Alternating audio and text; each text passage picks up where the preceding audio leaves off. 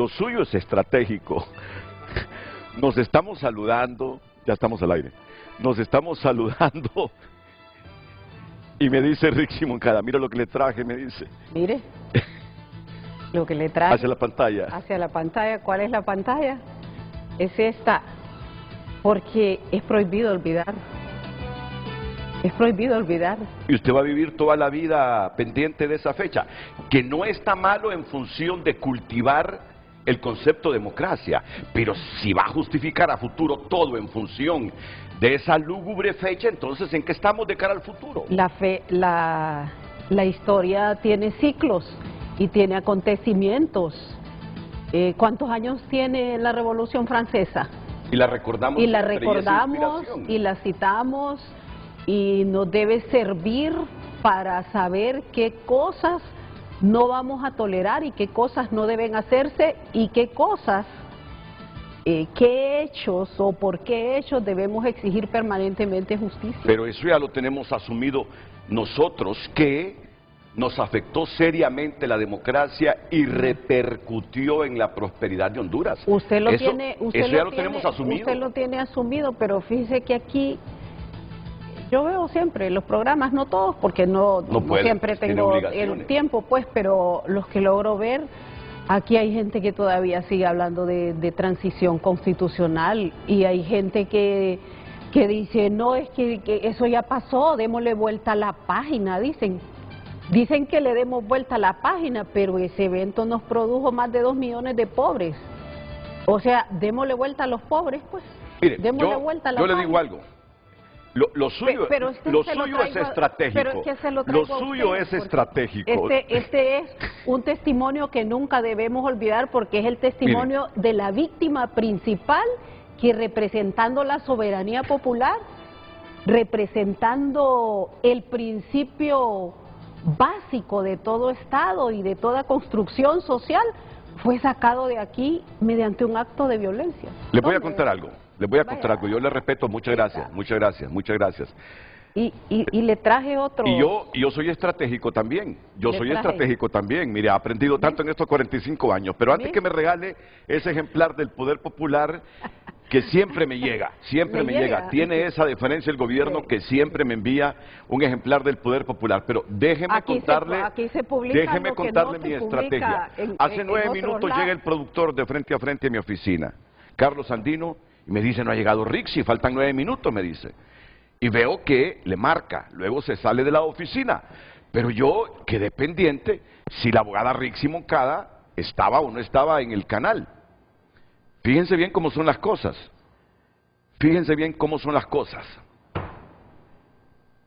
Cuando yo bajo las gradas, hace 2 minutos 30 segundos, la primera pregunta fue al asistente personal en TN5, Katia Machado. Llegó la abogada Rixi Moncada, sí, ahí está, dice, ya está sentada en el set.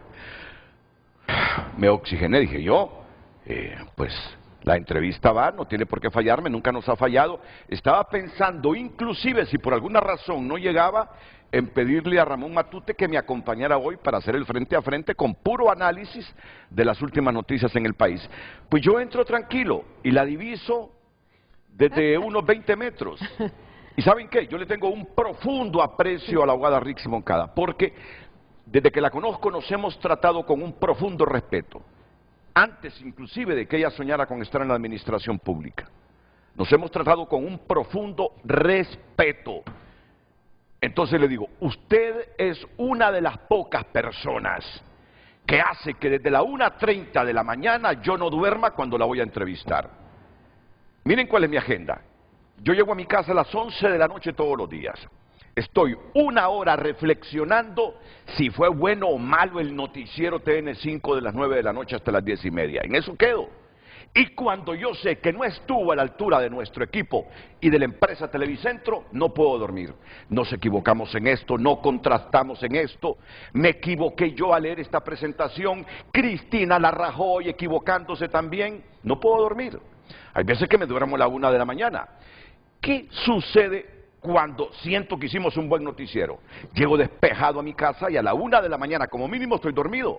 Pero cuando la voy a entrevistar a ella y a algunos otros cuantos personajes en Honduras, resulta que yo duermo 1 hora y media. Después no puedo dormir. ¿Por qué? Porque mi conciencia, mi deber periodístico me dice, prepárate Renato, no vayas a improvisar, porque una de estas veces, por estar confiado e improvisando, alguien te va a revolcar. Máxime cuando solo es una persona que viene.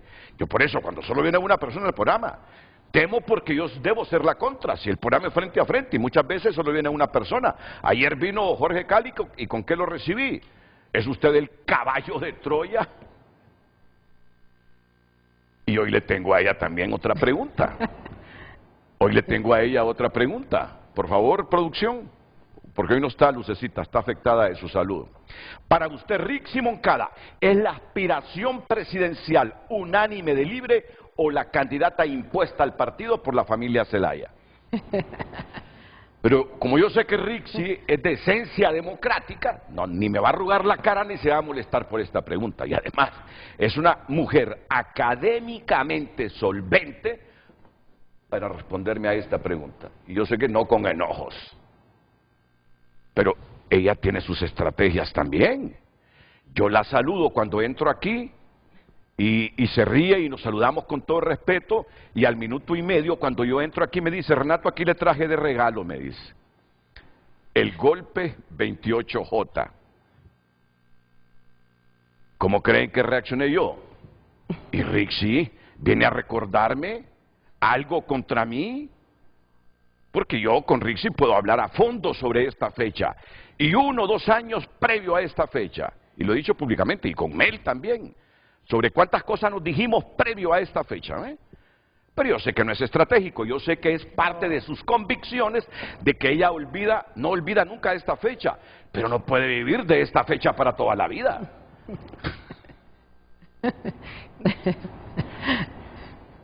Porque si no, no hay evolución. Está bien recordar, pero si esta va a ser la justificación para todo, no puede ser. Eso no es justificación, es un hecho histórico. No es un hecho histórico. ¿Cómo no lo voy a reconocer yo? ¿Cómo no lo voy a reconocer? Es un hecho histórico y el reduccionismo es malo en ese sentido. Estoy de acuerdo. Hay que revisarlo en todo su contexto histórico, qué ha representado, así como trascendió, como vivimos periodos de gobiernos y de dominios militares, como vivimos golpes en otras épocas, como vivimos una etapa de colonización, como vivimos ahora una etapa de niveles de injerencia que no son pues que no son adecuados. Eso es un hecho histórico. Yo mire, eso no lo puedo desconocer. Es decir, quien trata de desconocer eso comete un gravísimo error. Y además un hecho histórico con consecuencias destructivas para el orden democrático, para el sistema, para la sociedad, para las familias, para la construcción de las estructuras y de los entornos sociales. Yo le he dicho a usted en varios programas a los que he asistido acá, este hecho histórico cambió la ruta de vida de millones de familias y de millones de personas. No solo de quienes fueron o de quienes fuimos víctimas fue toda la sociedad en general, no es únicamente quienes estábamos en el poder, cambió la ruta de vida de todos, y yo creo que usted lo ha experimentado y lo experimentó desde aquel momento. Totalmente de acuerdo. Yo soy uno de los hondureños que ha hecho una reingeniería profesional, sobre todo profesional a partir de esa fecha. Es la dinámica social, es la dinámica a la que nos vemos involucrados todos los que en algún momento debemos admitir debilidades en la vida. Pero bueno, yo sé que es un tema controversial.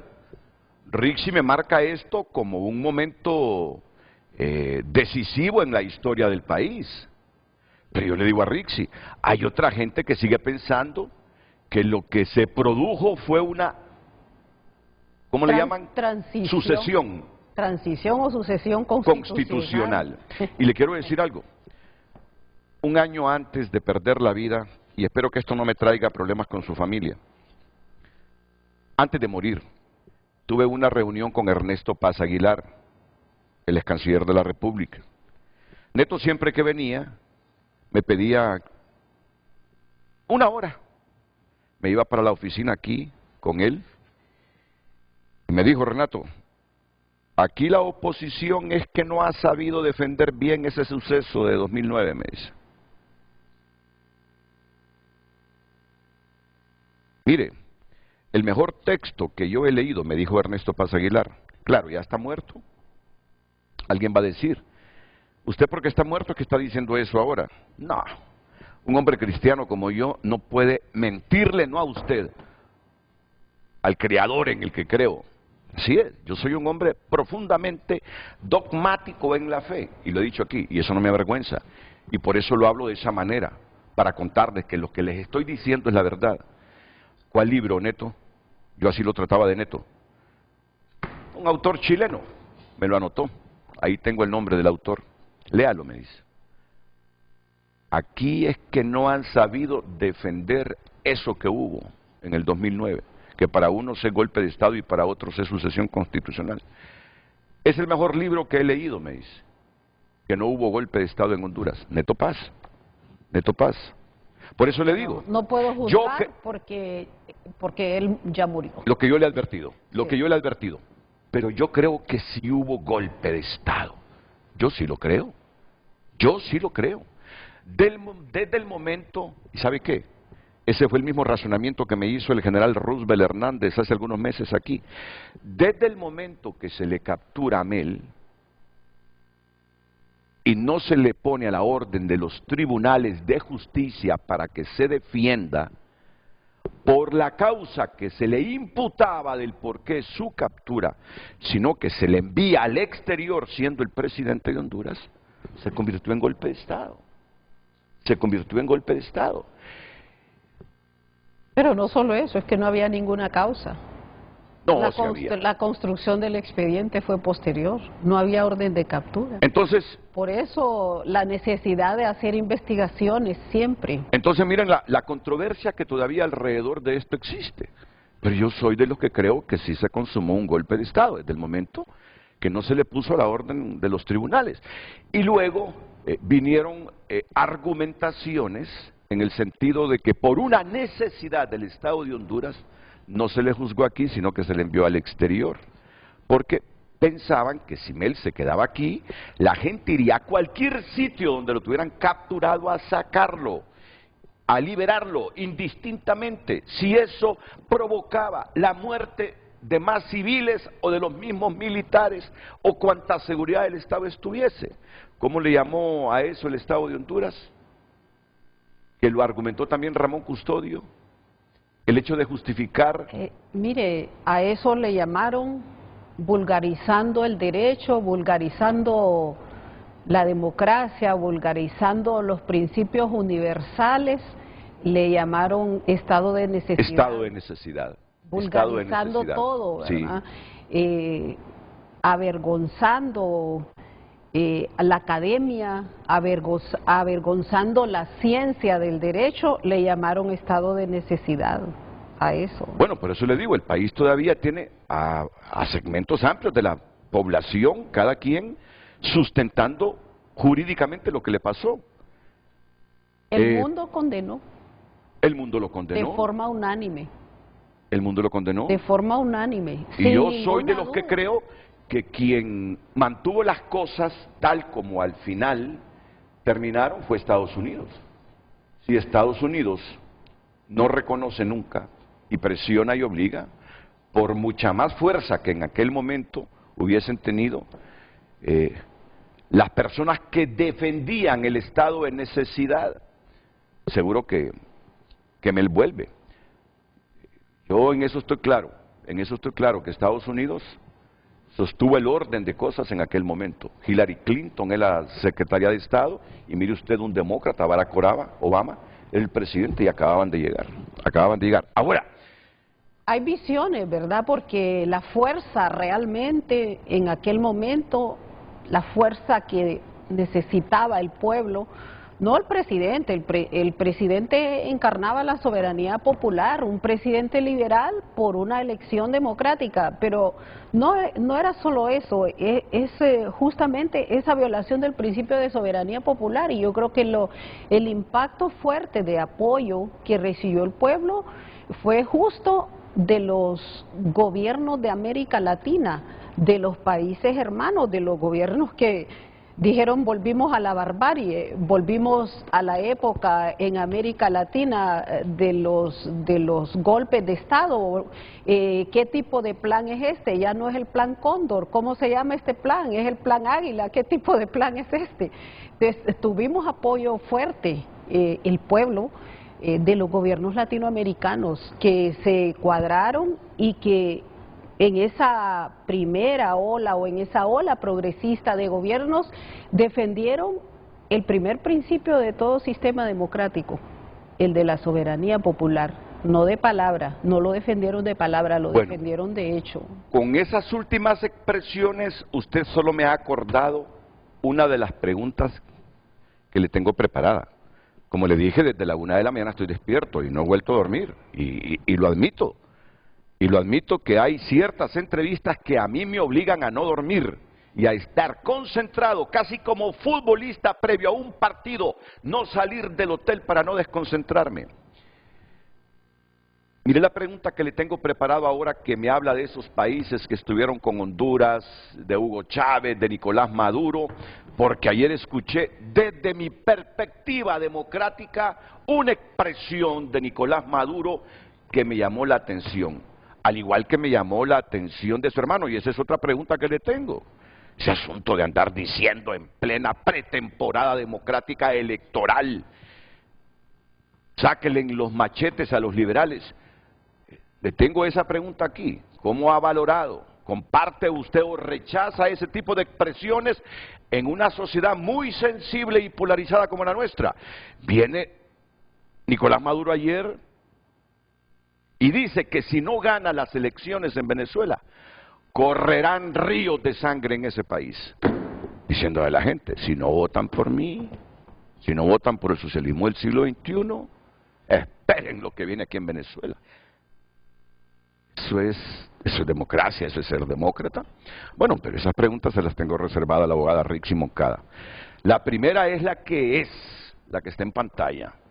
La primera es la que está en pantalla. Para usted, televidente, Rixi Moncada es la aspiración presidencial unánime de Libre o la candidata impuesta al partido por la familia Zelaya. Después de la pausa, ustedes tendrán ya la respuesta de la abogada Rixi Moncada, hasta este momento única precandidata en el partido Libertad y Refundación en el poder, previo a la convocatoria de las elecciones primarias que está según el calendario electoral para el mes de septiembre. Atentos, que será una interesante entrevista entre dos personas que nos respetamos mutuamente, que podemos disentir sin volvernos enemigos, y además, en mi caso, le tengo una profunda admiración porque sé que es una mujer que viene de abajo, que se ha educado, que ha prosperado su intelecto. Podemos disentir o no con sus ideas, pero el respeto no se pierde.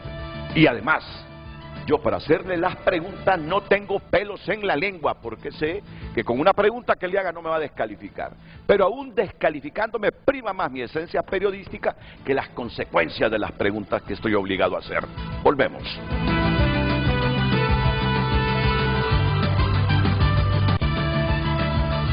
Redes Sociales es presentada por La Curazao Cash. Solicita tu cash y por tu desembolso participa en el sorteo de 2 bonos de 1 año de combustibles gratis.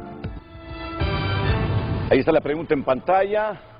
Ahí está la pregunta en pantalla mientras viene la tacita de café. Rixi Moncada es la aspiración presidencial unánime de Libre o la candidata impuesta al partido por la familia Zelaya. Recuérdese que en este momento lo que hay es un proceso previo a las elecciones primarias, donde los aspirantes a cargos de elección popular tratan de convencer a los simpatizantes, activistas y militantes del partido. Ok, ¿qué dice el señor Smith? Dice, se imagina que los liberales estemos llorando por el golpe del 63? ¿Cuántos años llevaríamos con esto? Ese discurso socialista de Libre es trillado, vacío e improductivo. Aprendan de Raúl Alfonsín o Domingo Perón. La única defensa de Libre es la queja y el señalamiento, no hay propuesta. Alguien que se domina, Ranita News, dice: Rixi Moncada es claramente la imposición de las aspiraciones de continuismo del familión Zelaya. Prueba que en Libre no existe la democracia.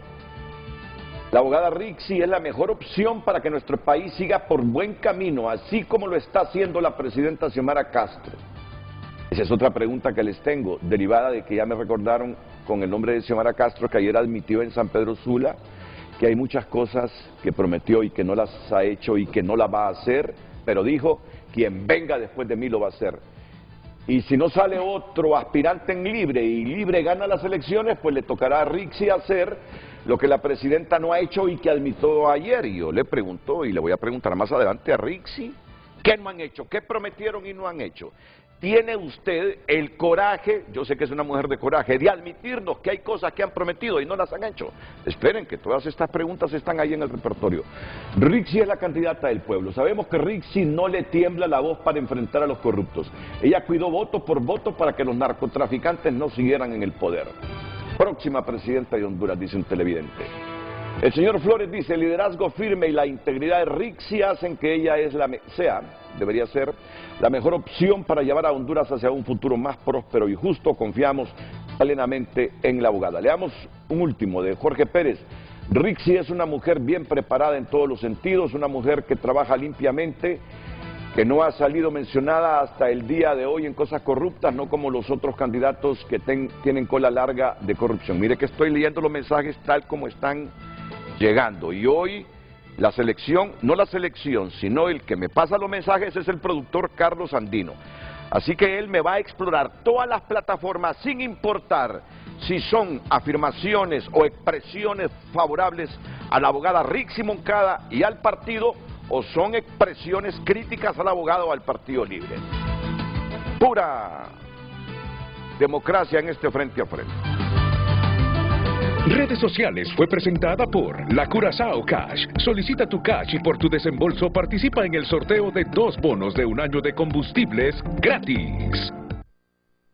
Abogada, ¿se siente usted la candidata impuesta o ungida por la familia Zelaya para ser la candidata presidencial de Libre? La pregunta se la hago en el contexto de que hay gente que mejor se ha ido del partido, otros que posiblemente se vayan a formaciones que aún ni siquiera están inscritas en el Consejo Electoral porque creen que en Libre no hay democracia interna, que hay una familia que unge e impone a sus candidatos presidenciales.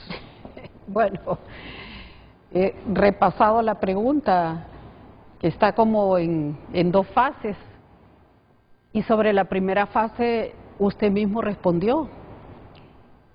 Nosotros somos demócratas, somos pacíficos y somos producto de ese hecho histórico. Ese golpe de Estado produjo, hizo nacer la resistencia.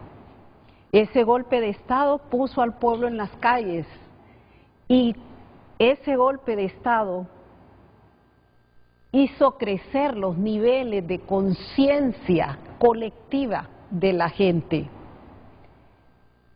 Produjo un parto digo yo, con mucho dolor para las familias, pero eso no tiene vuelta atrás. El nivel de crecimiento de conciencia no lo podemos evitar, no podemos volver al pasado. Entonces, cuando se me pregunta que si soy la aspirante de Libertad y Refundación impuesta por una familia, y comenzamos diciendo nosotros somos demócratas que con todo y la violencia, con todo y la fuerza, con todo y la persecución que se implantó a partir de aquella fecha, que solo sirvió para que una mafia se instaurara por 12 años, 7 meses, con todo eso que se instauró, nosotros fuimos a las urnas en 2013 como partido. Y todo el escándalo cuando fuimos 2012 y 2013 a las urnas era que nosotros seguíamos por la ruta de reelección. Toda la gran campaña que se seguía por la ruta de la reelección, y la historia ha demostrado quiénes querían la reelección. La reelección la quería la mafia para continuar gobernando este país a su antojo. Entonces participamos en un proceso electoral en 2013 con N cantidad de corrientes, cada una postulando a sus candidatos. ¿Cuántas primarias han tenido? Luego, 2012, 2017 y 2021, los 3 procesos electorales.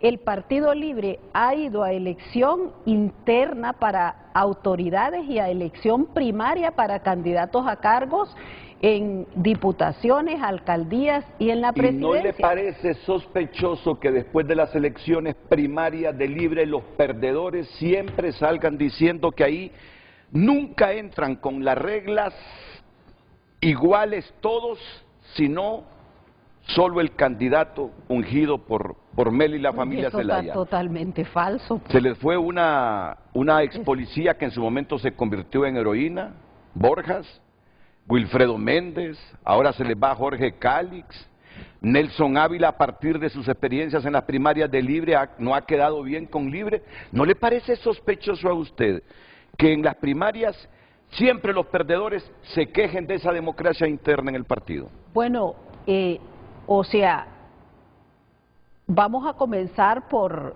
el tema de la representatividad y la legitimidad. Cuando fuimos al proceso 2012-2013 para la presidencia de la República, se consensuó una candidatura.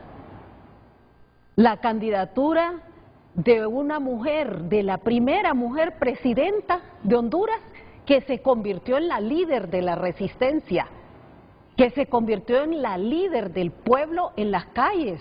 No es un tema de una familia, es un tema de liderazgo y de legitimidad. O sea, Xiomara Castro se ganó la candidatura a pulso, y eso no es porque lo diga la comisionada o porque lo diga Nelson Ávila o porque la gente tiene en su corazón, en sus sentimientos, en sus valoraciones, aquella primera dama que recorrió la carretera por el oriente, que pasó por Arauca, que fue detenida frente a los militares, cuando a menos de un mes del golpe el presidente intentaba entrar. El liderazgo de Xiomara Castro es un liderazgo forjado en las calles, forjado en la lucha de la resistencia. Ella fue la candidata nuestra, 2012, 2013. ¿Cuánto van a seguir creciendo? Porque yo creo que ya los sucesos que hicieron nacer, germinar y crecer a Libre hasta convertirse en gobierno, creo que eso ya tiene un techo. Ya la gente que votó por Libre ha convertido a Xiomara en presidente. Ahora, ese suceso, ¿cuánto va a seguir a hacer crecer a Libre? Sí, creo que ya el Libre ha ido en crecimiento permanente. Porque ganamos las elecciones de 2013, ganamos las elecciones de 2017 y ganamos las elecciones de 2021. Como que sigue siendo el discurso, la esencia, el argumento de Libre para mantenerse en el poder y conquistar el voto independiente, el voto de la juventud, que hubo un golpe de Estado. ¿No cree que eso ya tuvo un techo y que ahora necesitan pasar ese discurso para convencer con otras cosas a la gente? Claro, pero es que, o sea, si nosotros nos vamos a hacer la valoración de la manera que la está haciendo usted, por eso yo quise partir de ese evento, es que ese evento genera la narcodictadura de 12 años, 7 meses. Entonces no es el evento aislado, es el evento que provocó la reelección presidencial ilegal, es el evento que provocó la destitución ilegal de los magistrados de la Corte Suprema de Justicia, es el evento que provocó el nombramiento ilegal y la repetición de un fiscal general, es el evento que provocó que para la elección de una corte se se hiciera mediando soborno en el Congreso de la República. La narcodictadura ya está juzgada en Estados Unidos. Está juzgada, y aquí lo han repetido compañeros en innumerables veces, está juzgada la cabeza, Renato. El cuerpo de la narcodictadura continúa aquí. Hay cuerpo de la narcodictadura en toda la institucionalidad del Estado, incluido el Congreso de la República. Lo que yo siento que usted me está diciendo es que con el discurso del golpe de Estado y con la narcodictadura, no es con el discurso. Ustedes piensan que van a seguir creciendo. Es que no es con el discurso, es con las consecuencias. O sea, ¿qué generó ese hecho histórico? Ese hecho histórico generó 12 años, 7 meses de tiranía que produjo más de 2 millones de pobres, que nos endeudó hasta 20.000 millones. Aquí hemos hablado sobre el tema económico, que hizo que el país retrocediera 50 años, que provocó, fíjese, la instalación de esta narcodictadura, y esto es realidad nacional, son datos objetivos, o sea, no es un tema que tenemos que ir a rebuscarlo y probarlo, porque está más que demostrado, que provocó una línea de concesiones del bosque, del agua, de la energía, de telecomunicaciones, de toda la riqueza natural propiedad de los hondureños. Provocó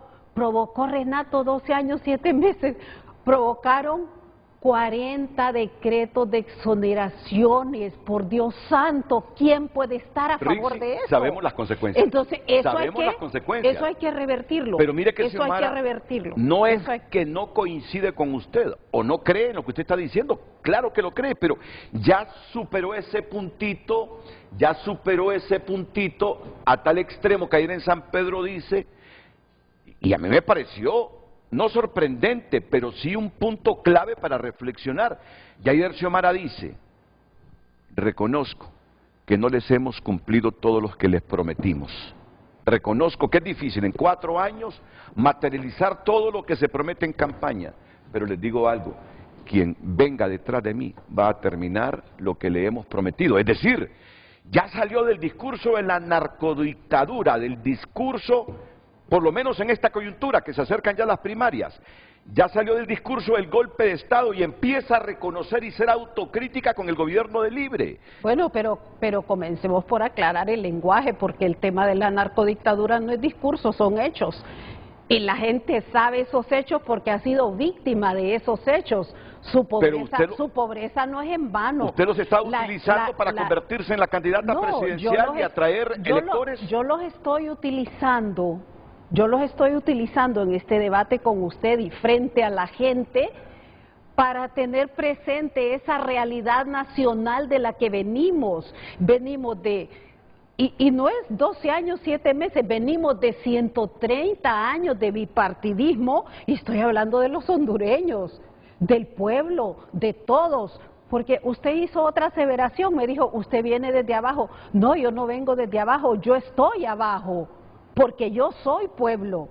Y me siento parte del pueblo. No, socialmente usted no está abajo. Socialmente usted no está abajo. Pero ya usted no vive con $6 al día o con $1 al día. Usted vive de otra manera. Pero ¿por qué tiene que hablar como que si somos mercancía? No. Si nosotros debemos ubicarnos en el lugar. Social y diferente, y es diferente por los esfuerzos que usted ha hecho en la vida. Pero no tiene nada que ver con el tema de la sensibilidad y el de luchar a la par del pueblo. ¿Por qué? Por transformar la sociedad, Renato, porque hacia dónde debemos ir. O sea, yo relaciono esa realidad nacional porque es el punto de partida y hacia dónde debemos avanzar, hacia transformar la sociedad. Y la transformación de la sociedad implica la participación de todos, pero esa participación de todos debe ser reconociendo esa realidad que se instauró en este país. La gente ya me está reclamando. La gente ya me está reclamando porque dice, no le ha respondido y usted... No, pero no me he perdido, yo le voy a responder. Pero mire que la gente ya me está diciendo. Me quedé en 2003. No le ha respondido si es la candidata impuesta de la familia Zelaya o es la aspiración popular plena y total de los simpatizantes y activistas y militantes del Libre. A quien le está haciendo el reclamo, y que esa pregunta es la más facilita, pues. Esa pregunta es facilita. O sea, yo soy candidata impuesta ¿de quién? Yo soy pueblo en resistencia. Yo viví como cientos de compañeros aquel momento y fui a las calles y he luchado y he defendido y he sido una persona que ha estado a la par del valor justicia permanentemente, no de ahora, sino desde siempre. Por eso es que le digo que no me siento ni abajo ni arriba, me siento simplemente una ciudadana, una persona de origen popular que siente, que lucha y que va a seguir luchando hasta el último día de la vida a la par del pueblo. La pregunta esa sobre si soy impuesta, venimos en resistencia desde siempre y hemos luchado por la justicia en todos los ámbitos desde siempre. Pero yo justicia estoy hablando formal, de democracia interna yo voy del para partido. ahí. Estoy hablando de Justicia democracia interna del formal, partido. justicia en el ámbito judicial, justicia social, justicia en todos los ámbitos. Entonces, ¿por qué digo? La pregunta es fácil. Para comenzar, ¿qué candidatura impuesta? Estoy muy contenta y muy agradecida para este proceso primario, número 1, de recorrer el país.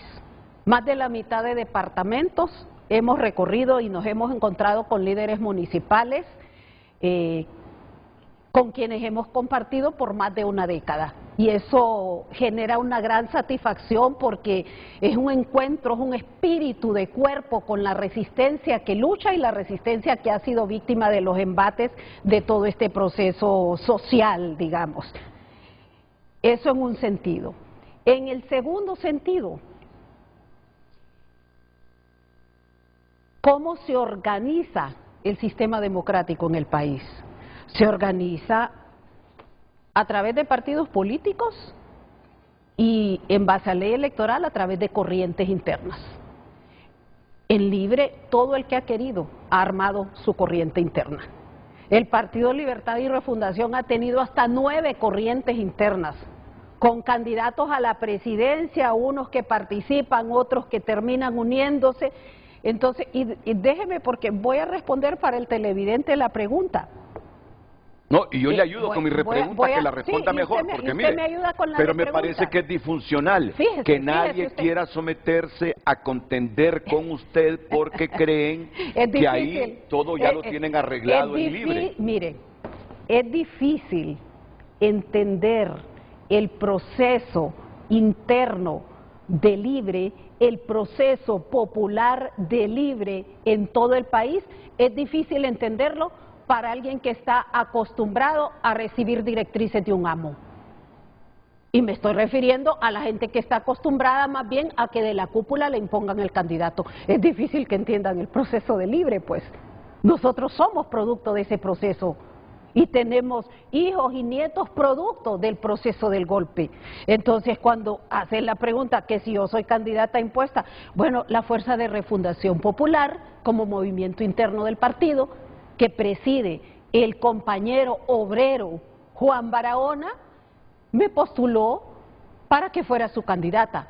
¿No les parece que es una falta de respeto a un sector de la sociedad que dirige el compañero Juan Barahona y que representa obreros, campesinos, luchadores sociales, comunicadores sociales?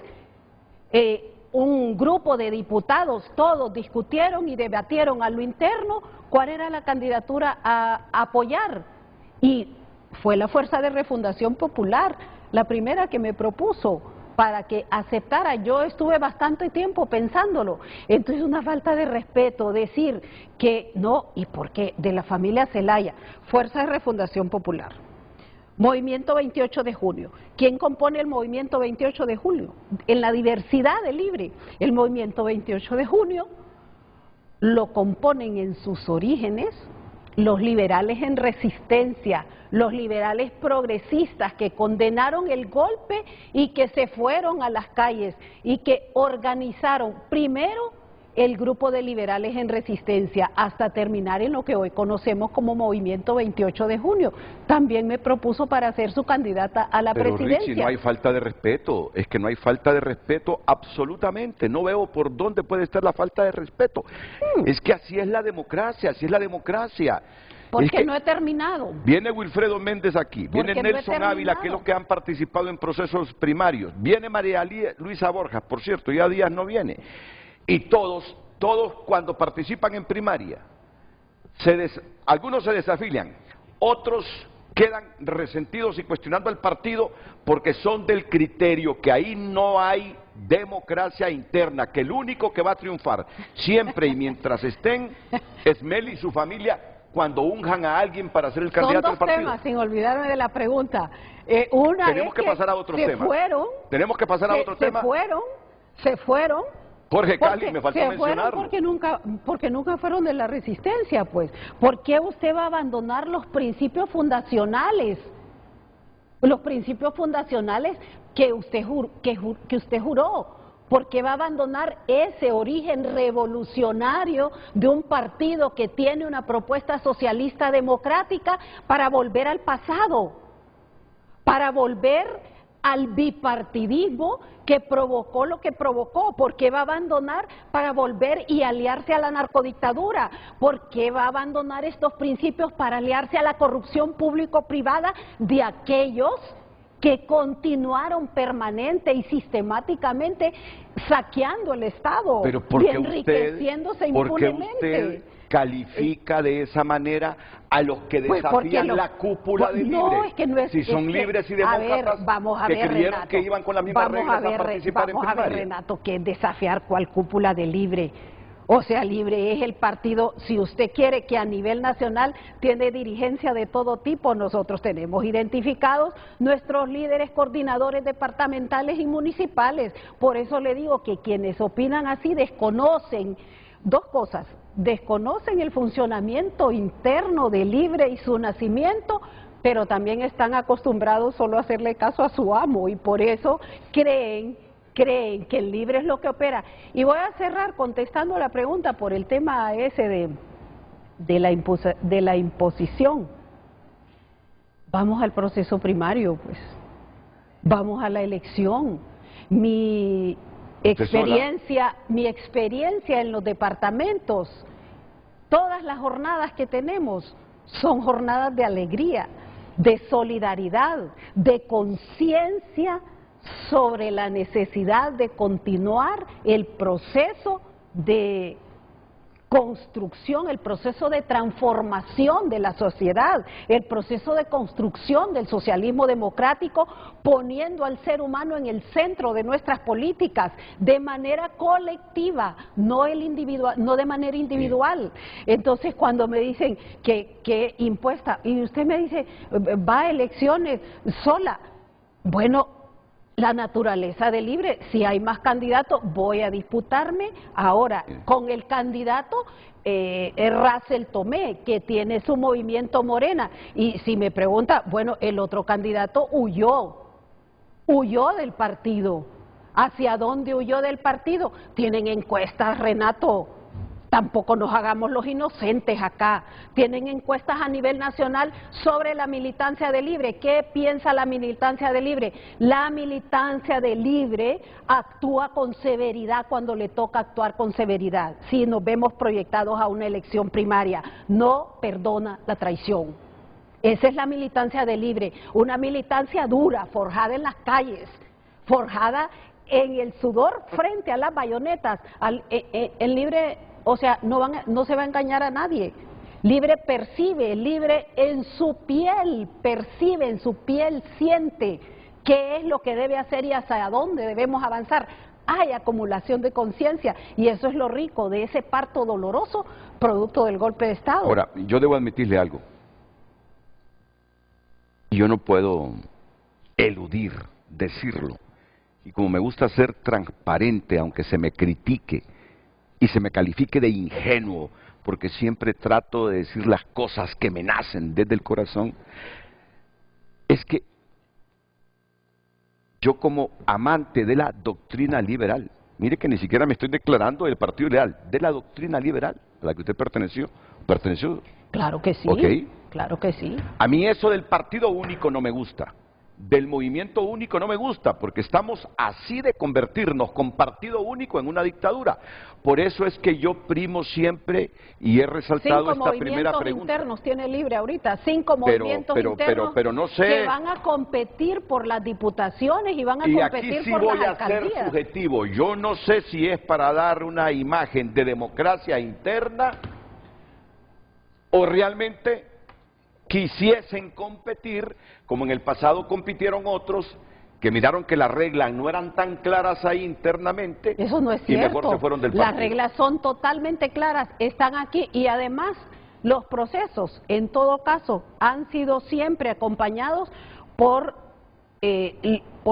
fíjese, por una estructura, por una comisión interna que la integran todas las corrientes. Que ahí tienen unas estructuras internas en los partidos, por eso es que las elecciones primarias en los partidos son bien débiles en Honduras, ¿eh? Porque usted sabe cómo se manipula. Los que se fueron para otro partido, imagínese un partido tan fracasado que tiene que salir a buscar sus candidatos en otro lado porque no tiene, ¿cómo es eso? Es un total fracaso. De eso vamos a hablar. Mis preguntas han sido formuladas pensando en el concepto democracia. No son preguntas en contra de una persona a la que yo particularmente considero una hondureña con mucha capacidad, con mucha formación, con mucha conciencia social. Yo puedo disentir de algunas cosas de ella, pero no puedo renunciar a respetarle y verle esa evolución como alumna de una normal mixta, ir hacia arriba, estudiar, perseverar, quemarse las pestañas, convertirse en abogada, creo que fue juez también, y elevarse políticamente. Pero eso no me quita que al hablar de democracia le haga todas las preguntas que le he hecho. Nunca dijo no.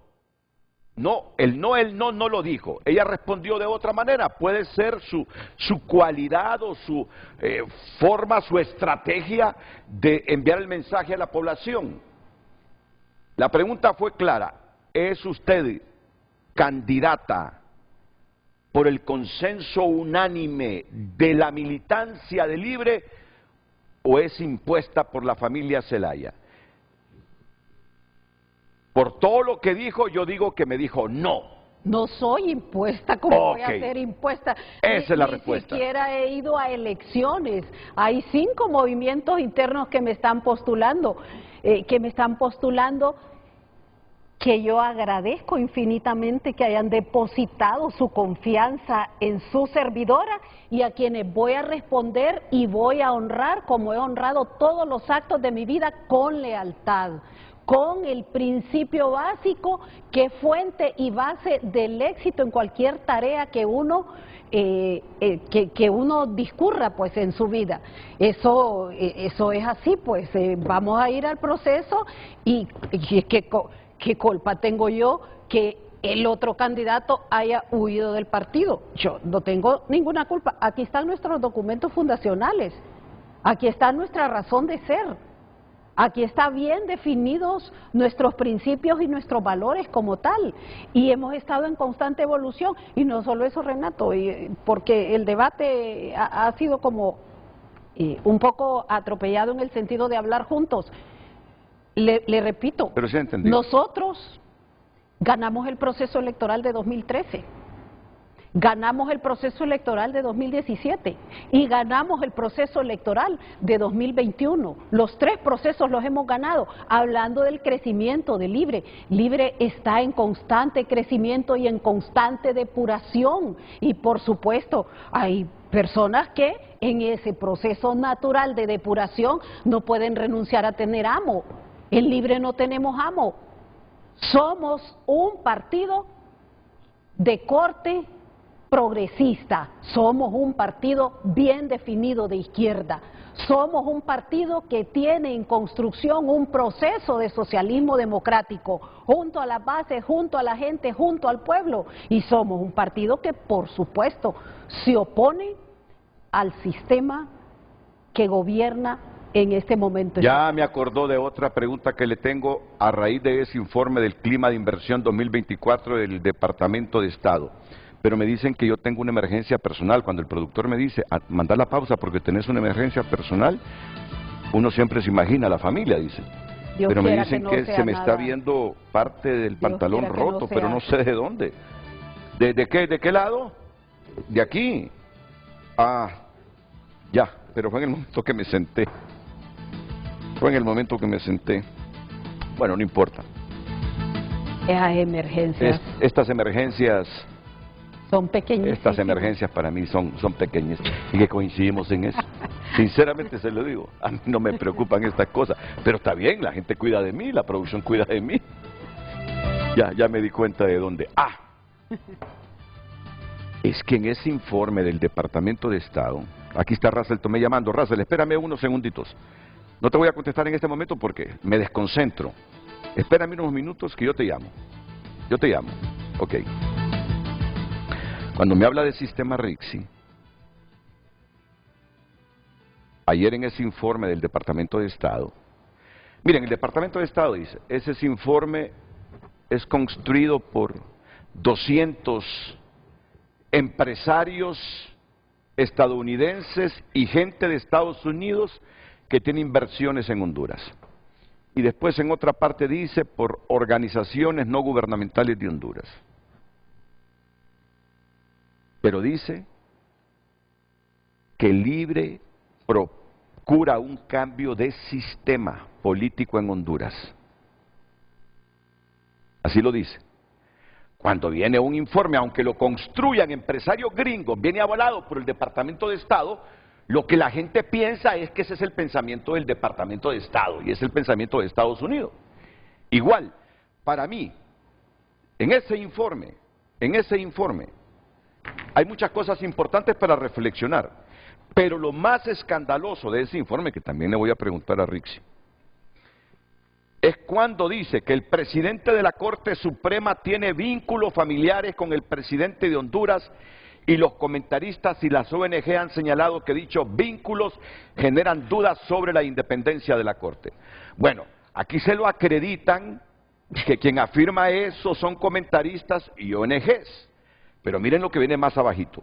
Las empresas estadounidenses denuncian favoritismo, presión externa y solicitud de soborno dentro del sistema judicial. Por un lado, cuando hablan de los vínculos que hay, y miren, vínculos consanguíneos, dicen familiares, asumo que son consanguíneos, o por afinidad. Pero lo que dice es lo que dice el presidente de la Corte Suprema, o sea, se están refiriendo a Rebeca Raquel, tiene vínculos familiares con el presidente de Honduras. Lo que sigue después. Y los comentaristas y las ONG han señalado que dichos vínculos generan dudas sobre la independencia de la Corte. Y más abajito dice, las empresas estadounidenses denuncian favoritismo, presión externa y solicitud de sobornos dentro del sistema judicial. Para mí esa es una denuncia gravísima. Yo ya ni siquiera pienso en los empresarios gringos que suministraron información o en las ONGs hondureñas, sino que ese es el pensamiento de Estados Unidos, que nuestra justicia está corrupta y que tiene que ver esos vínculos familiares entre la presidenta de la Corte y la del Ejecutivo, y que eso genera una colusión que no permite independencia de poderes ni una administración expedita y transparente de la justicia en el país. Sobre todo eso, ya más cortitos porque el tiempo avanza, le voy a preguntar a la precandidata a la presidencia de la República por el Partido Libertad y Refundación, RICSI Moncada. Atentos. El tráfico es presentado por Carrión, porque en Carrión siempre encuentras los mejores estilos, las últimas tendencias y lo que toda la familia quiere. Nos vemos en Carrión.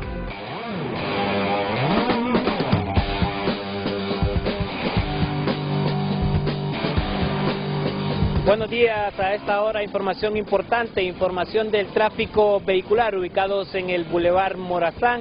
en esta intersección que también conecta con el Boulevard La Paz. Como usted puede observar, un tráfico bastante pesado en ambos carriles. Si usted se dirige desde el sector de la Guadalupe hacia el final del Boulevard Morazán, ya a partir de este tramo está bastante fluido, pero si usted se dirige desde el inicio del Boulevard Morazán hacia el sector del barrio Morazán, un tráfico bastante pesado, así que en esta dirección sugerimos tomar rutas alternas. Información del tráfico vehicular presentada esta mañana en Frente a Frente por Carrión.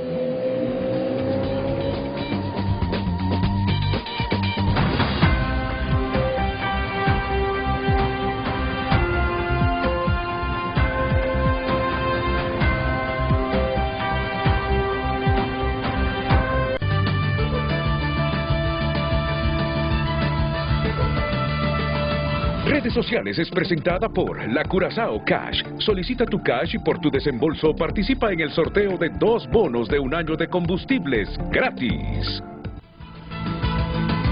¿Qué dice Carmen Espinosa? Dice: la abogada Rixi Moncada nos representa y seguirá con el proyecto de refundación en el país. Estoy segura que será la próxima presidente de Honduras.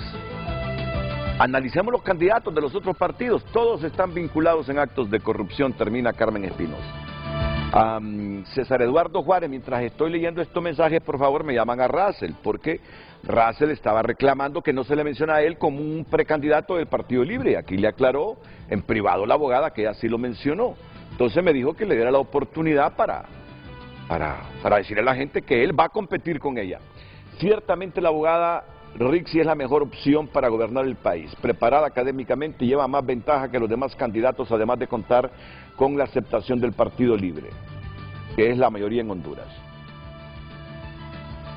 Aquí nos están felicitando por la entrevista y lo mismo dicen que Rixi va a ser la presidente. Vamos, productor, de usted depende hoy toda la pluralidad de los mensajes que nos están llegando. Vaya pues. He tenido la oportunidad de escuchar los discursos de la abogada Rixi Moncada y ella demuestra su liderazgo y que no tiene miedo de luchar en contra de las élites de poder. Sigamos. Cookie Madrid dice: la abogada se ha ganado su puesto, su papel en la NE, su lucha en la calle para el golpe de Estado, desde su defensa desde el Tribunal de Elecciones. Sigamos. Aquí está Eliud Girón. Dice que va a ser la próxima presidenta de Honduras, Rixi Moncada, que se ha ganado el pulso, o que se ha ganado a pulso la voluntad del pueblo. Sigamos. Renato, cuando llega Rixi, ¿cómo es eso? ¿Qué dice René Centeno?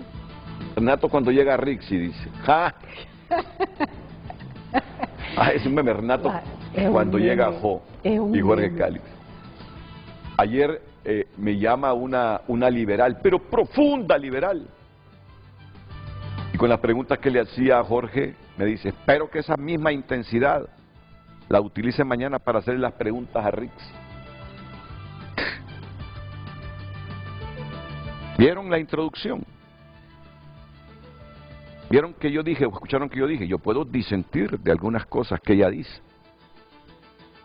pero eso no quita que haya profundo respeto. Y además recuerden que soy periodista. Sí que no se preocupen. Ya uno está preparado para todas esas cosas. Aparte de eso, eso es libre expresión del pensamiento. Pensar lo que quieran de uno. ¿Qué va a hacer usted? Bueno, ya dejemos esto por ahora, porque esta es una sección patrocinada ¿por quién? Por la Curazao, correcto. Y nos faltan todavía 2 patrocinios más de la Curazao con estos mensajes del público. Agradecemos todos los mensajes, ya sea los que están a favor o en contra de Rixi, o los que están a favor o en contra hasta del mismo moderador del programa. Eso es libertad de expresión y esto es lo bonito, esto es lo que debemos seguir previo a esta jornada electoral. Disentir, discrepar, pero sin amenazarnos con machete, peor, diciéndole a la gente, como dijo Nicolás Maduro, que si él pierde de las elecciones en Venezuela, habría un río de sangre. Redes Sociales fue presentada por La Curazao Cash. Solicita tu cash y por tu desembolso participa en el sorteo de 2 bonos de 1 año de combustibles gratis.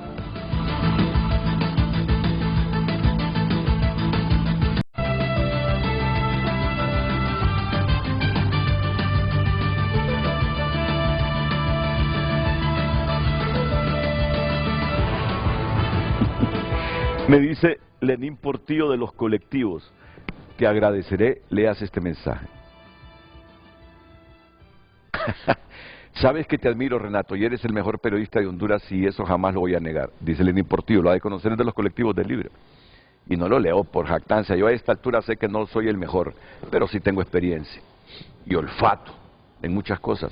Pero amigo, te estás enfrentando a una persona con mejor capacidad intelectual de Honduras. Te voy a responder tu respuesta con mi humilde opinión. Rixi Moncada es impuesta por las bases, por el pueblo y por el trabajo en la administración pública. Y para cerrar, no podemos olvidar los actos de corrupción del gobierno anterior, 2 elecciones ganadas con fraudes y un endeudamiento de más de 20.000 millones de dólares de la deuda externa. Agradeceré leer este mensaje en el foro. Dios te bendiga. Yo te recuerdo, Lenín, porque sé que sos un gran activista de Libre, pero me encanta esos activistas de Libre que no descalifican. Hay conciencia. Que es correcto, Hay conciencia. correcto, que discrepan sin perder la ecuanimidad y la buena interacción. Los dogmáticos, tanto de la derecha como de la izquierda, deben aprender esto de Lenín Portillo. Sí, eso es bueno. Les va a ir mejor en sus aspiraciones políticas. Bueno, está Russell Tomé en la línea telefónica. Al principio reclamaba que ni yo lo mencionaba ni Rixi. Y Rixi le aclaró que sí lo mencionó. Russell, adelante. Muy buenos días. Quiero saludar a toda la audiencia de este programa televisivo. Yo quiero ser enfático en esto, Renato. Tengo meses de que nosotros presentamos públicamente el 7 de abril la candidatura a la presidencia y estuvo presente la corporación, sus canales. Y yo quiero decirlo, Renato, tú has tenido una actitud de querer invisibilizar nuestra candidatura. Yo he tenido siempre el respeto. Yo les pido el respeto para ese pueblo. Nosotros tenemos organización en todo el país. Hay miles de hondureños y hondureñas que nos respaldan. Miles de hondureños que van a ir a la urna a hablar.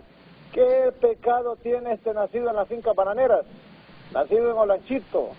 He venido y soy candidato a las bases. Yo no nací, mi candidatura no nace en casa presidencial.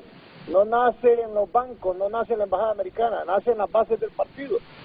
Ese es el proceso revolucionario socialista en nuestro Partido Libre. Lo que yo le pido es respeto por ese pueblo. Ustedes pueden tratar de invisibilizar a Russell Tomé, pero no van a poder parar a un pueblo. Ese pueblo logró derrotar al bipartidismo, ese pueblo logró formar el Partido Libre y ese pueblo hoy ha decidido tener un proceso de elecciones internas y hay que respetarlo. No podemos hablar de democracia, no podemos hablar de socialismo si no respetamos. Yo les pido que respeten al movimiento Morena Libre, movimiento de renovación de nuevas alternativas.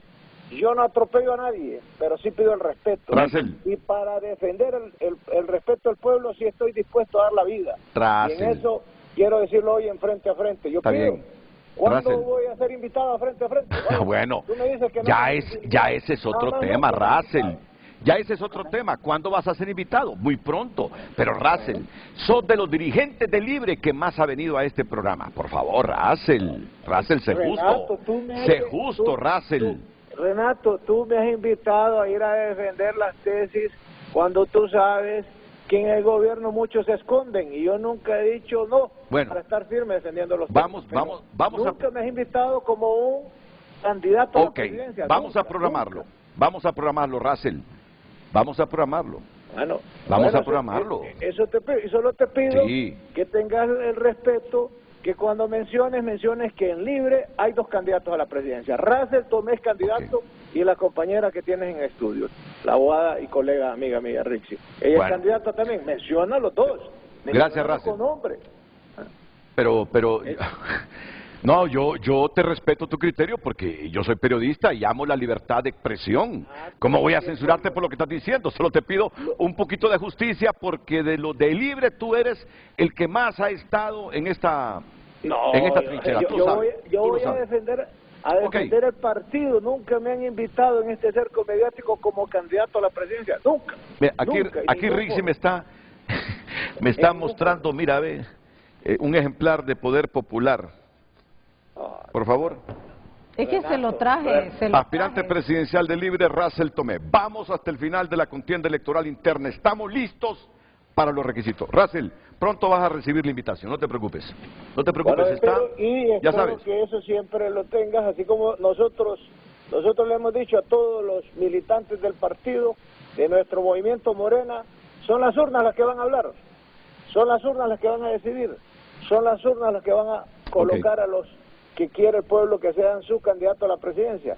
Yo estoy seguro que después de pasar las elecciones internas, yo tengo la capacidad de convocar a Richie, que podamos platicar. Si yo recibo el mandato para ser candidato al partido, yo siempre lo he demostrado. Los que aquí están acostumbrados a que los demás anden detrás de ellos son los que les cuesta obedecer al pueblo. Yo conduzco obedeciendo. Muy bien, gracias Russell. Russell Tomé, diputado. El ministro Ricardo Salgado, el ministro de Estrategias y Comunicación del Gobierno, quiere participar. Bueno, va a participar un minuto y medio. Aprovechamos entonces este momento para hablar de este informe del Departamento de Estado en relación al clima de inversión 2024. Hay muchas cosas que hablan de la economía. Aquí lo voy a resumir bien porque me parece que la prensa hoy hizo un bestial titular. Uno como periodista tiene que admirar la creatividad de los otros medios. Dice, informe del Departamento de Estado de Estados Unidos, el gobierno debilita la inversión y el empleo. Informe Clima de Inversión 2024 sobre Honduras destaca las turbulencias que sufren los empresarios nacionales y más de 200 empresas de Estados Unidos. Los 10 obstáculos, engorroso proceso para obtener dólares, electricidad poco confiable y cara, invasiones armadas cada vez más frecuentes, riesgo de que se eliminen incentivos fiscales, derogación de la ley de empleo por hora, inseguridad por reglas del juego poco claras, lentitud para resolver disputas comerciales, corrupción en emisión de permisos estatales, plan para cambiar actual sistema económico, de lo que les hablaba yo, corrupción en el Poder Judicial, también de lo que les hablaba hace algunos minutos, y que a mí me parece que es una de las más graves señalizaciones que hace este informe del Departamento de Estado. Y los 5 hechos y acciones positivas, que lo reconoce este informe también. Se han agilizado sus operaciones portuarias, empresas amplían su presencia en el país, simplificación de procesos para montar una empresa, ventanilla para operar libre comercio, proyecto para unir el Pacífico con el Atlántico, que reconoce este informe del Departamento de Estado. Son 5 hechos y acciones positivas del gobierno de Xiomara.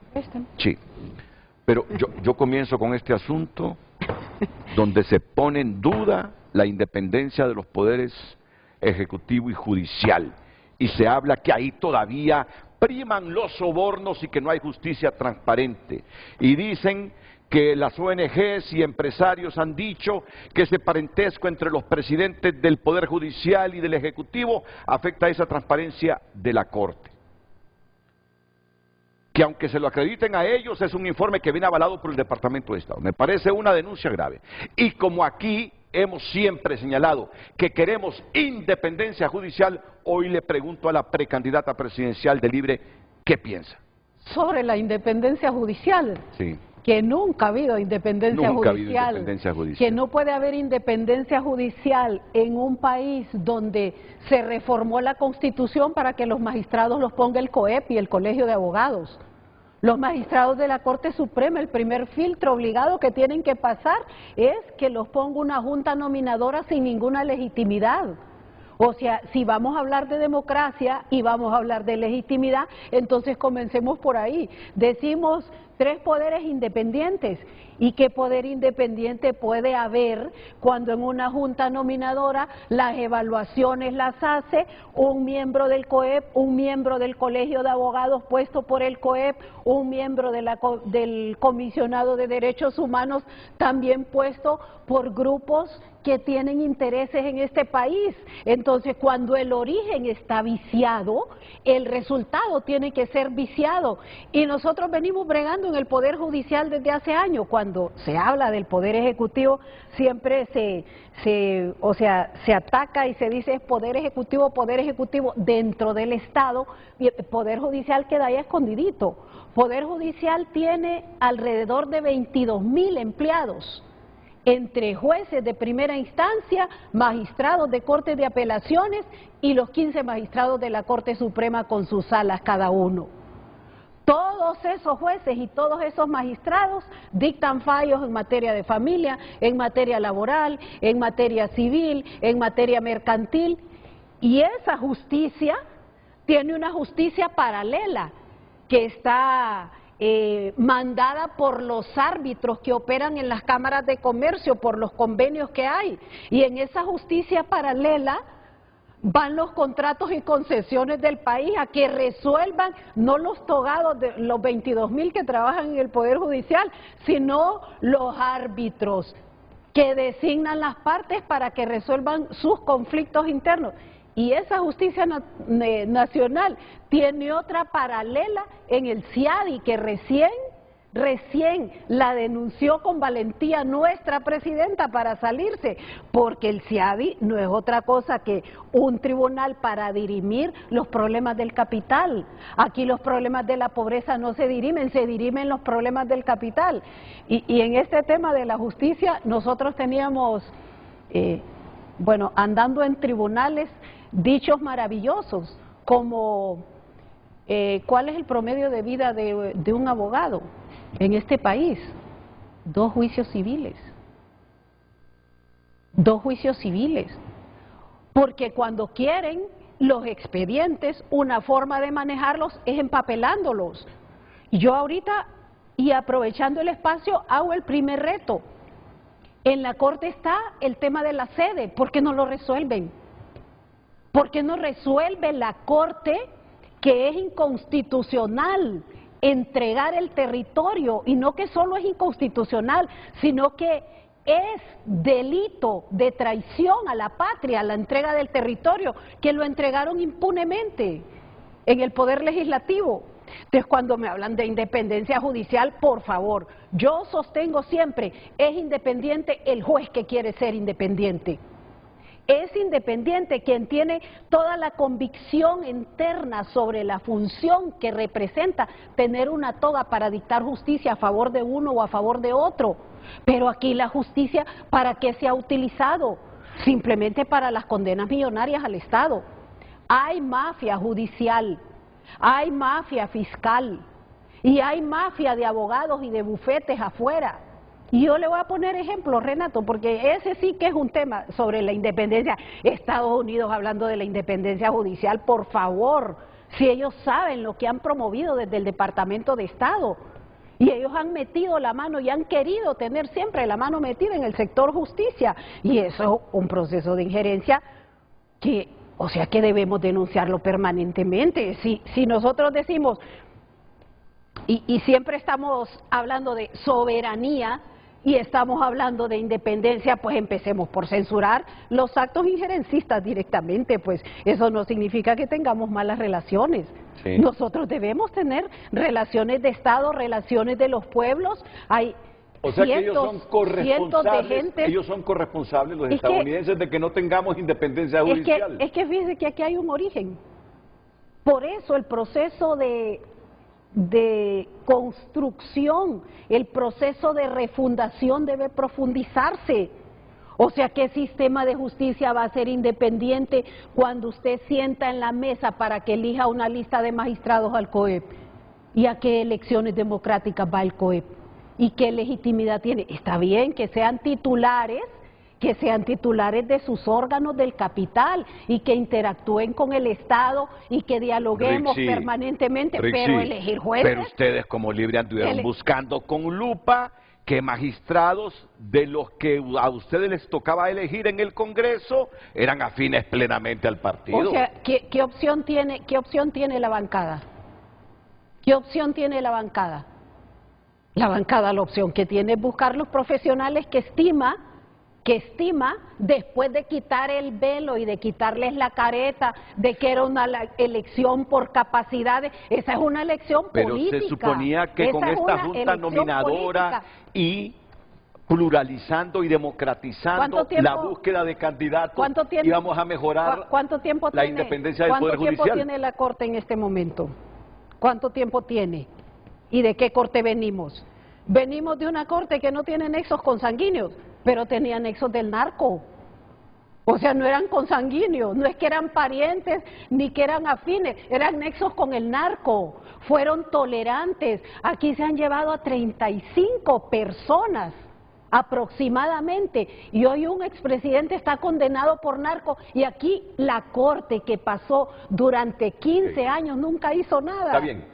O sea que... Entonces, ¿de qué independencia estamos hablando? Pues? Si el COEP ha influido en los magistrados de la Corte que hoy tenemos... En las últimas cuatro cortes después de la reforma. Esta Corte no es independiente, obedece los intereses del sector por privado. Por eso le dije cuántos meses llevan. Vamos a conocerlos por sus hechos.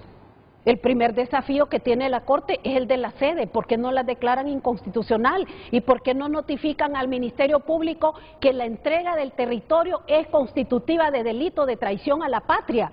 Para que comencemos por hacer justicia. O sea, nosotros, y fíjense que voy a aprovechar para hacerle una relación, somos profundamente respetuosos del derecho de la propiedad privada.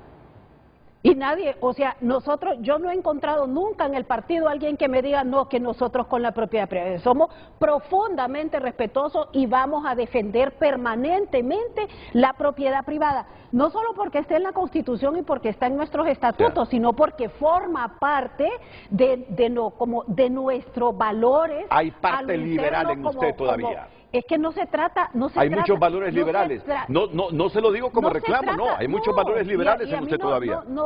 Y no le avergüenza reconocer eso. No lo interpreto como que me esté diciendo liberal o no. Así es. Hay principios básicos, principios universales dentro de un sistema que opera en el mundo, y el respeto a la propiedad privada es algo que nosotros hemos defendido desde siempre. Entonces, fíjese usted,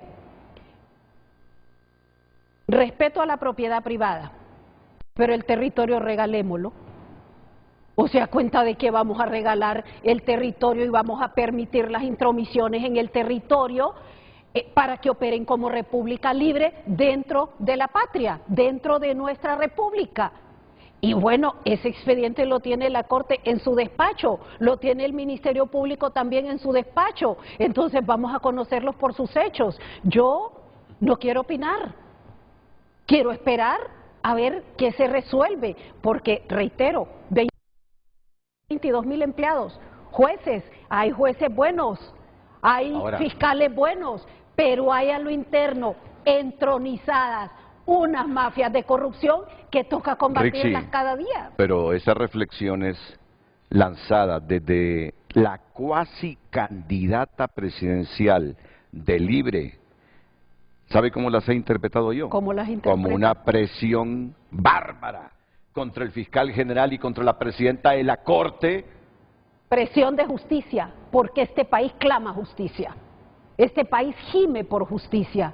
No es posible que nosotros, después de 12 años, 7 meses, que pasamos en tribunales, en pasillos, en todo el ciclo judicial, administrativo, perseguidos, no solo su servidora, cientos de personas, o sea, clamando justicia. No es posible que en este nuevo proceso nosotros continuemos bajo la misma dinámica, bajo la dinámica de tolerancia, bajo la dinámica de impunidad. O sea, hay que desempapelar, y justicia no es estar mandando a la cárcel a las mujeres que operan dentro del narcotráfico, allá a lo interno de las penitenciarías. Durante el tiempo que yo fui jueza, simplemente hubo un detonante para yo abandonar la carrera judicial.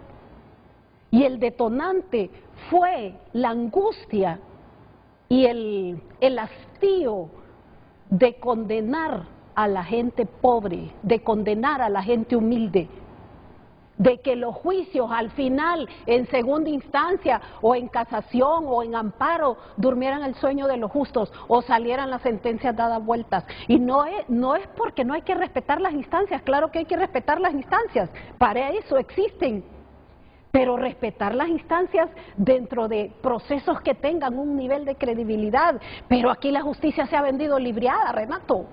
Y todos los abogados, los colegas con los que hemos bregado durante 4 décadas en los tribunales lo sabemos.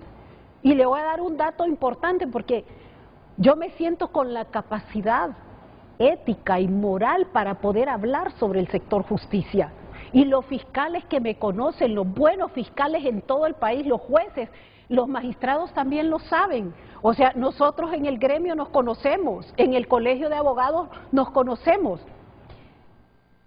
Cuando yo pasé a formar parte del gobierno del presidente Zelaya, el 27 de enero del año 2006, el gobierno del inicio de los cambios en este país, el gobierno de la cuarta urna, el gobierno de la consulta popular, el gobierno de la fórmula de los combustibles modificada. Sí, hizo cosas buenas. Por la que hoy... Mel hizo cosas buenas en el gobierno, fórmula no hay duda. de combustibles modificada por la que hoy 2.000 millones anuales perciben adicionalmente las transnacionales del petróleo, más de 5 millones diarios. No pierde el hilo, no pierde el hilo. No voy a perder el hilo. 27 de enero de 2006, con mi bufete ubicado en el Boulevard Morazán, instalada en el ejercicio de mi profesión, en el ejercicio del notariado.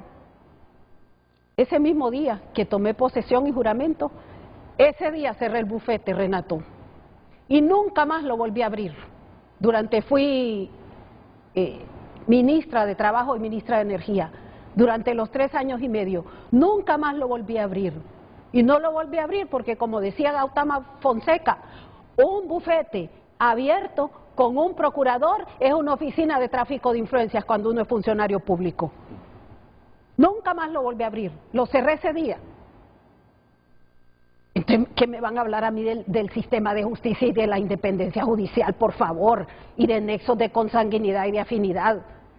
O sea, un informe por demás injerencista, pues, porque piense usted que el Departamento de Estado de México viniera y diera un informe sobre el panorama de inversión en Honduras, que el Departamento de Estado del pueblo francés diera otro informe, que cada país diera informes sobre el clima de inversión. Nosotros tenemos aquí inversionistas europeos, no solo inversionistas norteamericanos, que están haciendo inversiones importantes. Y aquí le voy a compartir datos pero solo déjeme decir por algo. El informe, un dato relevante. Ya le voy a escuchar, solo déjeme decir algo.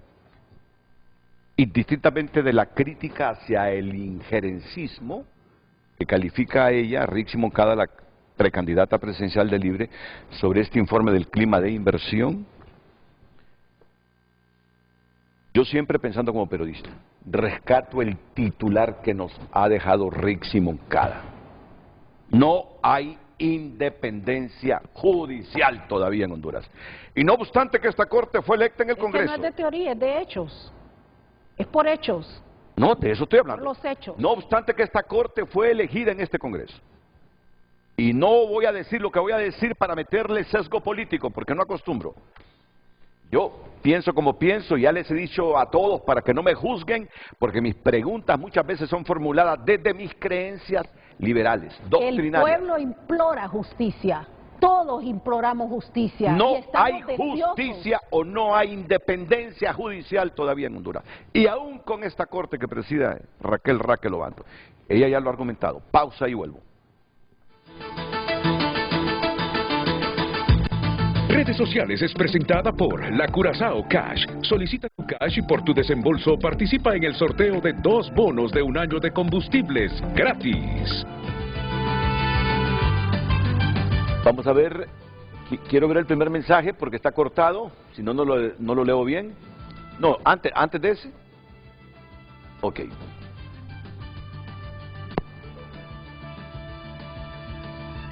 Ok, ya lo leyeron, creo que ya lo había leído. El otro dice, Rixi ha buscado siempre poner sus conocimientos al servicio de la población o del pueblo. Lo hizo en la escuela pública, en la NE, en la Secretaría ¿de qué? De Trabajo. De Trabajo y Seguridad Social, correcto, en el CNE, en CEFIN, y a partir de 2026 lo hará desde la Presidencia de la República. Rixi representa la mala casta política que nos ha gobernado en 200 años. La gente quiere gente nueva. No más vividores de la política, dice Manuel Almendares. Regina Blén, es la misma Regina, no, Gabriela Blén es otra, esta se dice Regina Blén. De ninguna manera prima el respeto, iniciando por esta pregunta, no hay que ser tontos para entender que es una pregunta sesgada y maliciosa. La abogada Rixi ha labrado su camino y ha demostrado ser una de las figuras más capaces y transparentes para asumir ese importante cargo. No le voy a rebatir, no la voy a juzgar, no la voy a calificar porque es su pensamiento, pero alguna clase de periodismo no le haría falta. No, alguna clase de periodismo sí le hace falta, aunque le respeto el criterio. Es la candidata impuesta por el familión de toda la militancia en el Partido Libre. Bueno, miren cuántos mensajes de todo tipo están llegando aquí a frente hoy. Así que tenemos una sección más de mensajes en un momento. Redes Sociales fue presentada por La Curazao Cash. Solicita tu cash y por tu desembolso participa en el sorteo de 2 bonos de 1 año de combustibles gratis. Bueno, tengo todavía como 4 preguntas claves desde la perspectiva formuladas, desde la perspectiva del interés público, según mis apreciaciones, que me faltan formulárselas a la abogada Moncada, pero interviene en este momento de manera breve el ministro Ricardo Salgado. Ricardo, bienvenido, buenos días. Por aquí vamos. Buenos días, Renato, buenos días a la compañera Rixi Moncada. Vuelvo aquí a llamar en mi condición de vocero del Estado, del gobierno de Honduras. Solo con el fin de aclarar una afirmación que hizo usted sobre las declaraciones de nuestra presidenta el día de ayer, en el sentido de que ella no cumpliría promesas de campaña. Hay que hacer una rectificación porque lo que ella dijo exactamente es que no podría culminar algunas de las cosas que se habían ofrecido, simplemente porque no dependen de ella. Una de ellas es la CICI, que depende claramente de poderes del Estado y de las Naciones Unidas y de los mismos Estados Unidos, que tratan de imponer agendas, pero la presidenta ha demostrado con hechos contundentes aquí y en el exterior su voluntad para implementar la CICI. Hay proyectos de infraestructura que, porque tienen limitaciones físicas evidentes, no se pueden completar, como las presas hidroeléctricas. Entonces, para que quede claro, no está la presidenta renunciando al argumento del golpe de Estado, que es un argumento que debemos repetir y mantener siempre en la memoria en contra de aquellos que nos quieren desmemoriados. Y es cierto, ha dicho que el próximo gobierno que presidirá la compañera que tiene usted en el estudio, orgullosamente cumplirá y se profundizará el proyecto de construcción socialista democrático del Partido Libertad y Refundación. Sí. Bueno, muchas gracias, el ministro Ricardo Salgado. Bueno.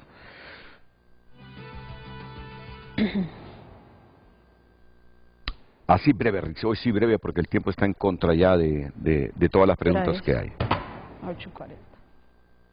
Yo he dicho, y ese yo, pido disculpas por ese yo, porque parece uno egocéntrico cuando está con ese yo, que por lo menos 2 temas ustedes han logrado mayoría calificada en el Congreso Nacional.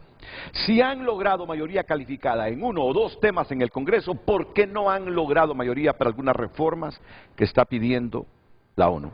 Y además, creo, y esto es a manera de pregunta, cuando Mel dice que está pidiendo mucho la ONU, pero ¿quién le solicitó a la ONU auspiciar y ayudar para instalar este mecanismo anticorrupción? Fue el gobierno de Honduras. Que no nos vengan ahora a decirnos que la ONU pide muchas condiciones para apoyar la instalación de este mecanismo anticorrupción. Si consiguieron 1 o 2 veces mayoría calificada en el Congreso, ¿por qué no la consiguen ahora con estas reformas que pide la ONU? Y además, el pueblo piensa que si es la oposición la que impide estas reformas, Libre tiene que evidenciar a la oposición conspirando contra la CICI. Por eso es que surge la pregunta, ¿será que Libre y esa parte de la oposición conspiran contra la CICI? Bueno, yo creo que lo primero que hay que dejar bien en claro es la decisión incontrovertible de la presidenta desde que solicitó el mecanismo. En la primera semana del Congreso, en la primera ley que se aprobó, se autorizó a la presidenta para solicitar el mecanismo. La primera semana de sesiones del Congreso. Y la presidenta lo solicitó inmediatamente. Llevó todo un proceso que ustedes conocen, se firmó el memorándum de entendimiento y ellos mandaron una comisión para hacer la evaluación sobre el sistema de justicia y sobre toda la dinámica operativa que se tiene en el sector justicia. Y ese trabajo de esa comisión duró como 8 o 9 meses. La comisión dio sus conclusiones y en sus conclusiones dice quiero estas y estas y estas reformas para ir. Si no se producen estas reformas, es difícil que se instale el mecanismo, porque estas reformas tienen estas y estas condiciones que nosotros querríamos tener previamente. La presidenta de inmediato les dijo, hay 4 reformas que ya se han pasado, que ya están aprobadas, que ya están publicadas en Diario Oficial La Gaceta, que ya están vigentes. ¿Por qué no firmamos el mecanismo y en el transcurso vamos haciendo el resto de reformas? Entonces, ¿qué es lo que dice Naciones Unidas? No, quiero todo el proceso de reformas previamente. Sí. Entonces, ¿qué hizo? ¿No se quieren quemar? ¿No se quieren quemar? ¿Qué hubo? Y seguimos hablando de la justicia, y qué importante esto. Hubo 2 propuestas de la diputada Pichu Zelaya. Una de reforma constitucional y otra de reforma legal, que aquí las discutimos con usted, correcto, incluyendo todos los elementos que pedía Naciones Unidas para procurar que esto fuera más rápido.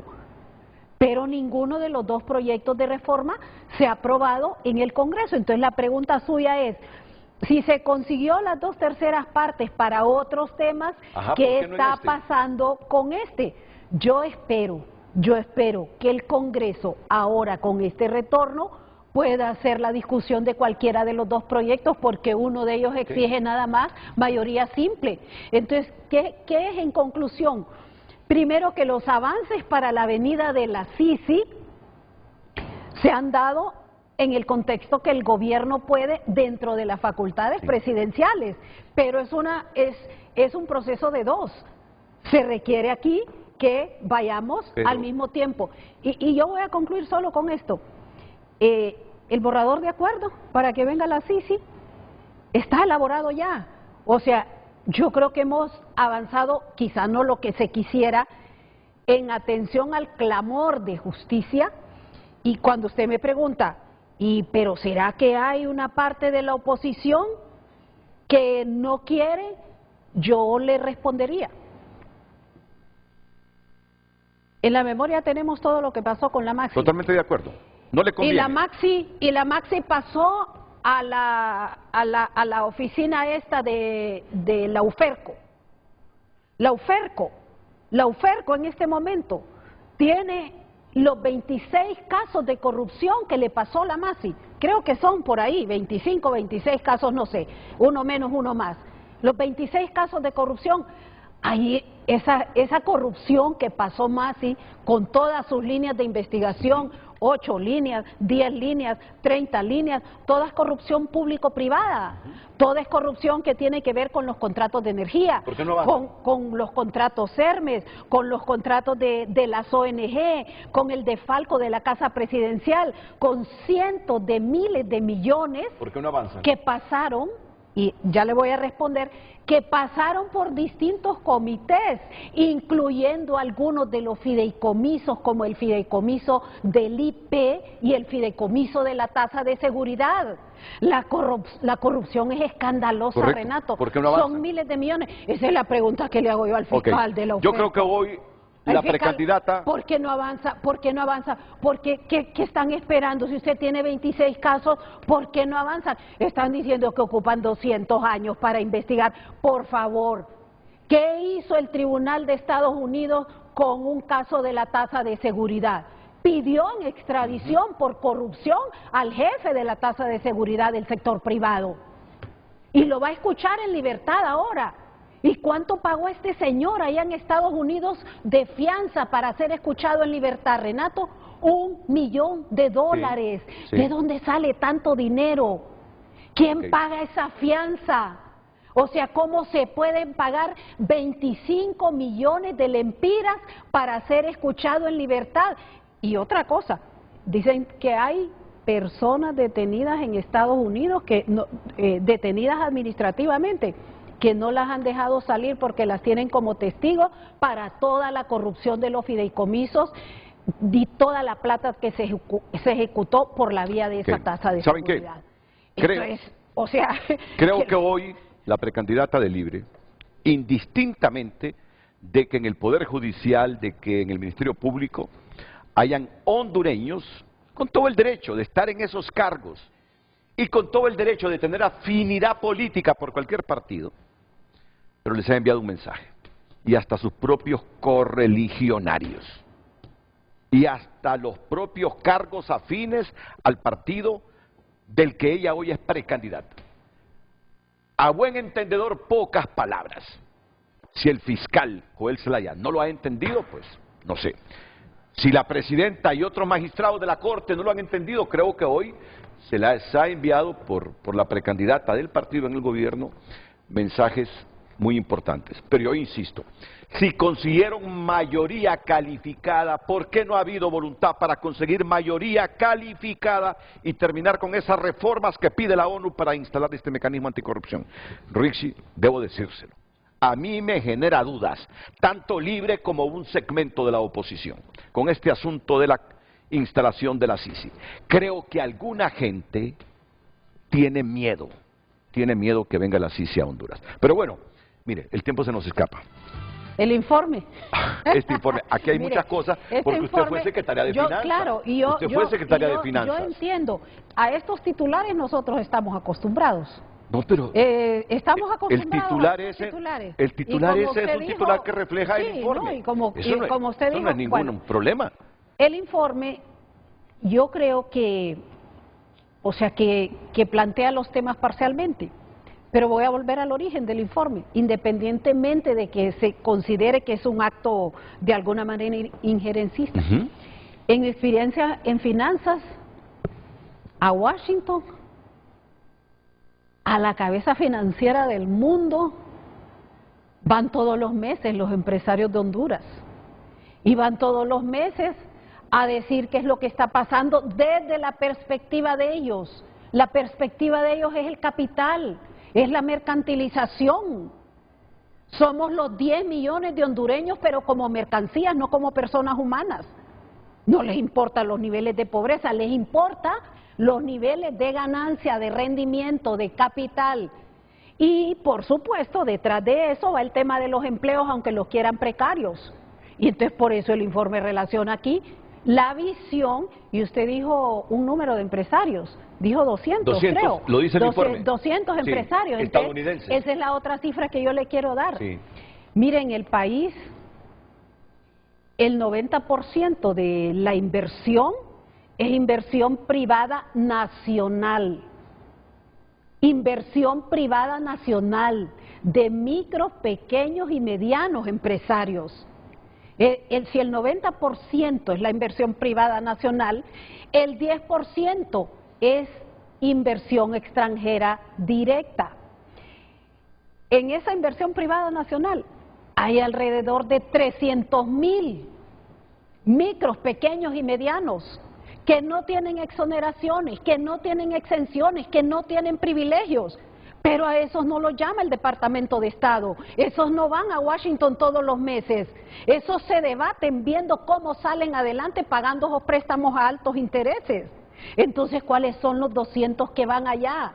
Los de las exoneraciones, los de las exenciones, y esto no lo digo con un sentido de malinterpretación, allá van las 10 familias de los 25 grupos oligárquicos de este país que manejan los monopolios y los oligopolios, combustible, energía, bancos, agua, bosques, esos son los que van allá.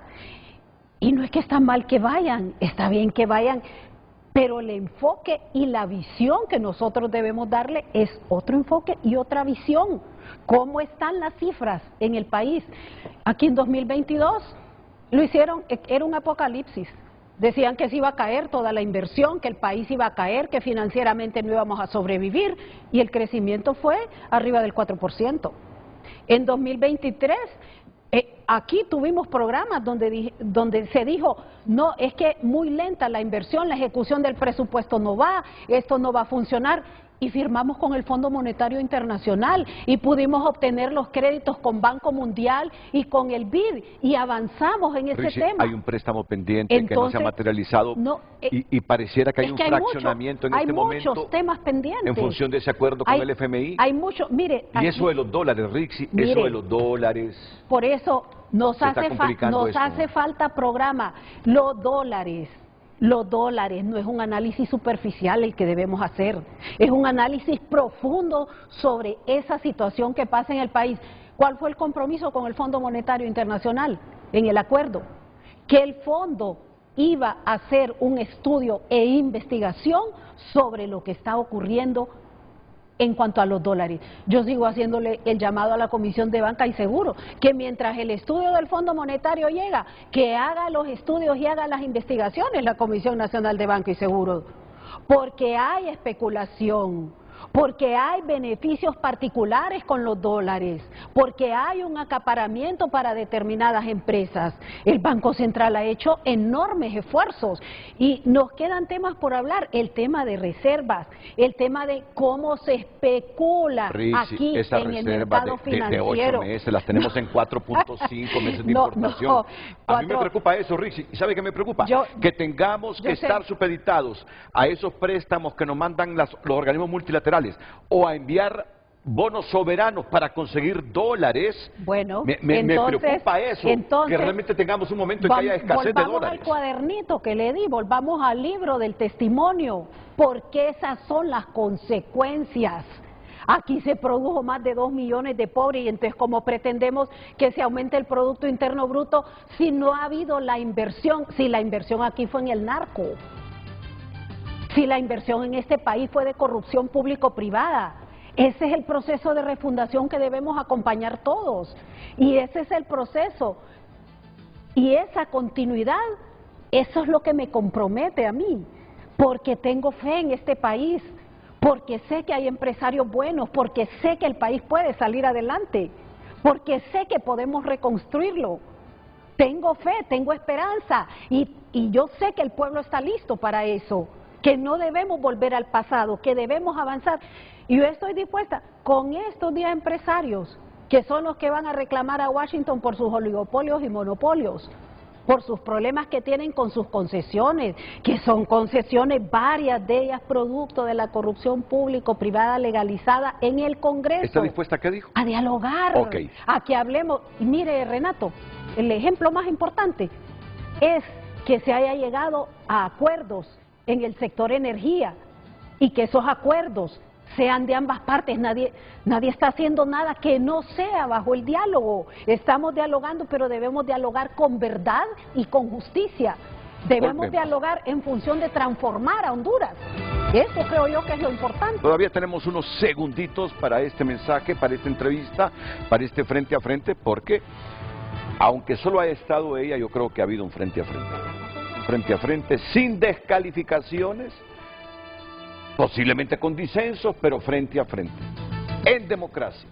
Y estas son las cosas que me esperanzan, porque a pesar de todo lo que nos rodea, todavía damos demostraciones de que hay relativa libertad de expresión en el país. Volvemos. Dice Sofía que Rixi es pueblo y será la próxima presidenta de Honduras. Un vigilante dice que claro, que es impuesta, no es competencia para Jorge Cálix. Nuestra mejor opción hoy por hoy es Jorge Cálix. Bueno, vamos a ver cuál es el desenlace. Pero antes de que vayas a una pausa, porque viene la cortina, productor Andino, me pasás unos 30 segundos, por favor. Redes Sociales fue presentada por La Curazao Cash. Solicita tu cash y por tu desembolso participa en el sorteo de 2 bonos de 1 año de combustibles gratis. Puedes disentir o no, pero las expresiones de su hermano no me gustaron.